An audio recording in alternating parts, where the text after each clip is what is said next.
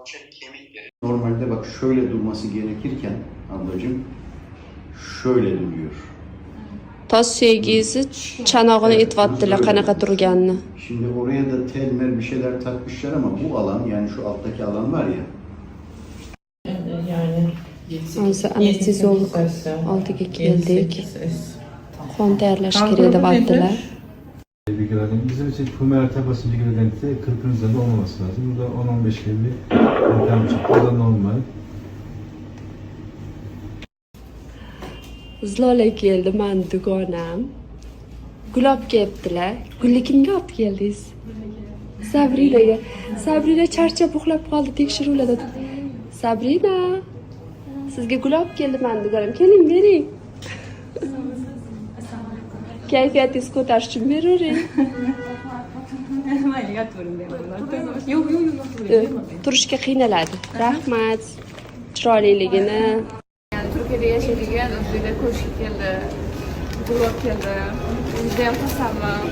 Kayfiyatingiz ko'tarildimi? Kayfiyatim a'lo darajada. Nechta doktorga ko'rindingiz? 8 tadan ko'p doktor. Men uxlab yotgandim, lekin bilaman sababi EKG, 8 tadan ko'p doktor. МРТ, рентген, это все не считая 8 vrachdan o'tdik. И тут ortopeddan tashqari. Da. Tushuntirib berdi hali. Qo'yamiz buni ham video olib chiqaramiz. Kelganingizdan keyin bildim. Bu qiz sizni oldingizga ham borgan ekan. Qachon bo'lgan bu voqea? Примерно 10 kun 12 kun oldin u menga murojaat qilgan. Murojaat qilganda shu internetda ko'rdim, siz joningiz keldim deb kelishuvdi. Kelganda bu oyisi bilan kelgan. Kelganda endi подробный осмотр qilganmiz. O'shanda haqiqatan bitta oyog'i 7 sm uzun. Haqiqatan bor narsa. Endi o'zi bilan hamma dokumentlarni olib kelgan, выпискalarini olib kelgan. Подробно gaplashib o'tirganman. Endi boshida ular aytgan, что doktorlar noto'g'ri qilgan, yomon qilgan, boshqa qilgan deb baran gaplarni gapirgan. O'tirib surishtirsam, bu qiz ustidan katta jip ikkita anaqa bilan o'tib ketgan. Ikkita baloni bilan o'tib ketgan. Qiz yotgan holda tushunishim bo'yicha o'tib ketgan. Shuni hisobiga dast maydalanib singan. Maydalanib singanda tazdan tashqari ichki organlar ham повреждение bo'lib, кровотечение boshlangan. Uni keyin tez holda shu tapochka borishgan. Uni birinchi bo'lib xirurglar olishgan, operatsiya qilishganda qarasak-ku suyi chiqib turibdi. U suyini olmasa yoki joyiga qo'ymasa, кровотечение to'xtatib bo'lmaydi. Shu maqsadda travmatolog chaqirishgan.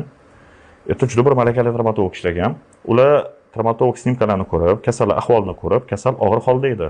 O'sha ancha qon yo'qotganda, o'sha oqarib yotdi, оглушенное состояние deydi. Ya'ni es hushi joyida deb bo'lmaydi. Shunda operatsiya vaqtida o'sha qon quyib Острая потеря deyiladi buni. Xo'p, rentgenlarni ko'rgan holda ertaga vrach hamma bilan maslahatlashib, bizning ustozlarimiz bor, bitta katta gruppamiz bor. Nimadir qiyin operatsiya qilishdan oldin обязательно maslahatlashiladi.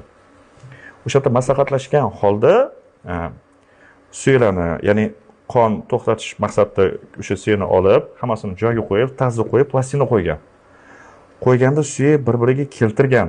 Tam допустимое смещение 2 см. Bu допустимо hisoblanadi, mumkin degan joyi bor. Hop, keyin reanimatsiyaga yotgan, boshqa qilgan, umumiy ahvoli yaxshilangan. Bir 14 kunmi, adashmasam o'sha yerda yotgan.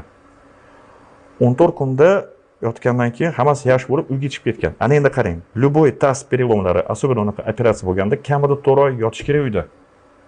Qimirlamasdan. Da, mumkin emas yurish.